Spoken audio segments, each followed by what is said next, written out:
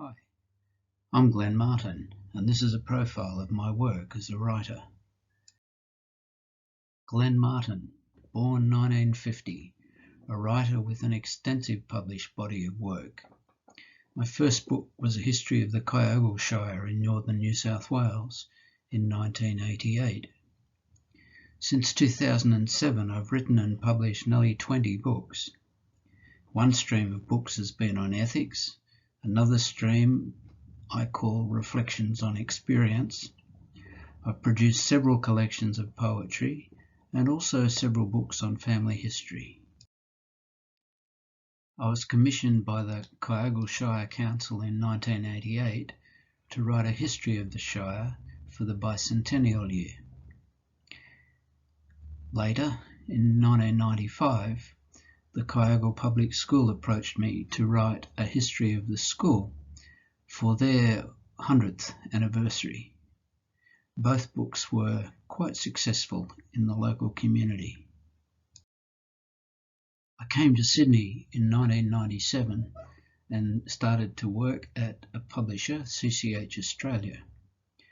For many years I wrote commentary on human resource management, employment law, and training and development.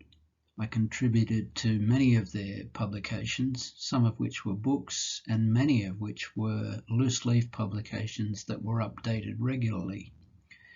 Managing Training and Development was one of the publications that I wrote for many years.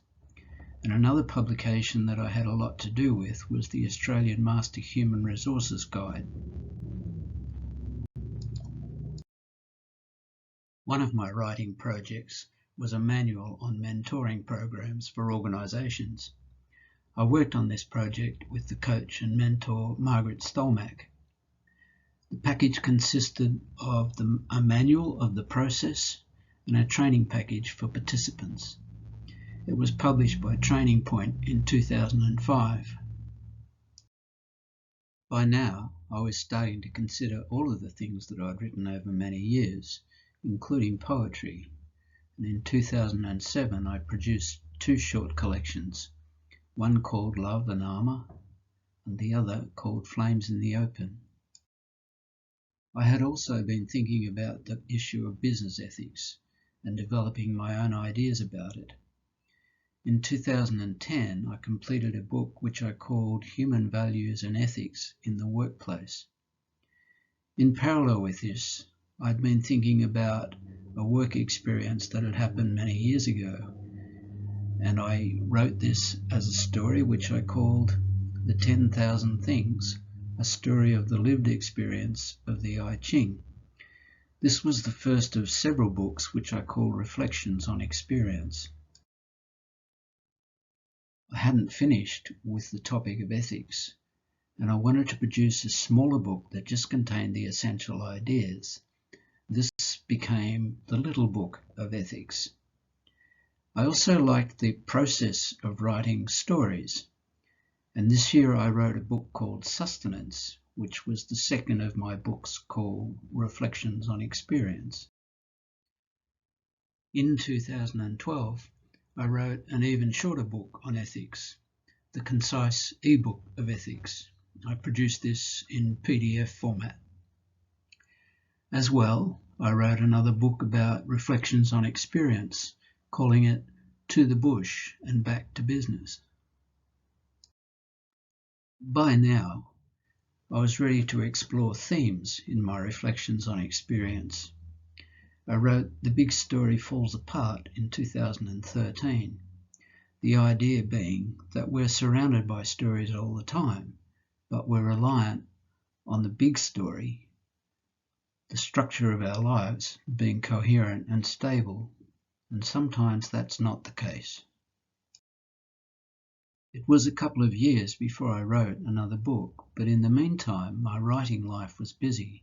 I wrote many articles for newsletters and professional magazines, exploring topics that I had articulated in human resource management, management in general, and training and development.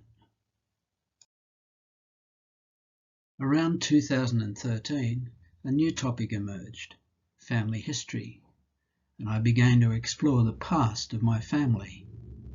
The first book I wrote about this was A Modest Quest in 2016, where I looked at the experience of exploring my family's history and what I had uncovered so far. The next book in 2017 was They Went to Australia, where I looked at all of my family's ancestors who left the British Isles to come to Australia in the mid-1800s. The next book was called The Search for Edward Lewis. Edward Lewis was one of my great-great-grandparents. He was sent to Van Diemen's Land at a very young age as a convict. The book's called The Search for Edward Lewis because, try as I could not find a death certificate or a burial place for him. But I explore the possibilities in the book. On the side, there was always poetry, and now and then I would produce a volume of poems. In 2017, I produced I in the Stream, subtitled Volume 4, only it wasn't. There had previously been only 2 volumes, but Volume 3 was not ready. Volume 3 followed in 2019. It consisted of early poems that I had done from when I had first started recording poems around age 10 through to around age 30. I called it That Was Then.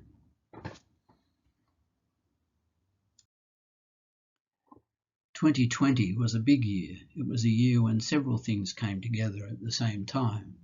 It was the year of COVID, and I was at home. The first book was A Foundation for Living Ethically. It was a conversation between 2 people about the basic questions that come up when you talk about ethics.